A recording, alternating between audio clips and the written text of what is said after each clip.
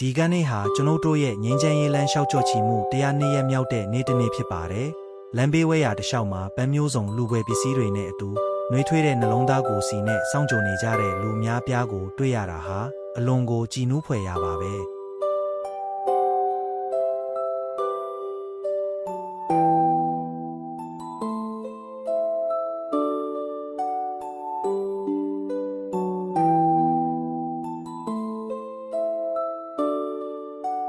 ဒီနေ့ရဲ့ထူးခြားတဲ့မြင်ကွင်းလေးကရဟန်းတော်များရဲ့ပရိတရားတော်ရဲ့ယူဖတ်တဲ့ကြောင့်ဘေခုပညာကာယဟာကလေးငယ်လေးတစ်ခုကိုဒီခွင်ထဲမှာပြပိုက်ထားပါတယ်။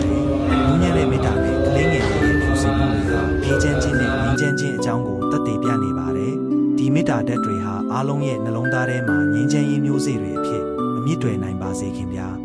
။ဒီခီးစဉ်မှာကျွန်ုပ်တို့ရဲ့ချစ်လှစွာသောအာလောကကလည်းအမြဲတမ်းအားအင်တွေပေးနေပါတယ်။သူဟာကလေးငယ်တယောက်လိုပဲအစားအသောက်ကိုအရသာရှိရှိစားတော့ရင်တခါတရံကင်မယာကိုမောကြည့်တတ်တဲ့သူ့ရဲ့ချစ်စရာဟန်ပန်လေးတွေကကျွန်ုပ်တို့ကိုပြုံးပျော်စေပါတယ်။ဗိုက်ပြည့်နေတဲ့ငင်းချမ်းရေးခွေးလေးဟာပျော်ရှင်တဲ့ငင်းချမ်းရေးခွေးလေးပဲမဟုတ်ပါလား။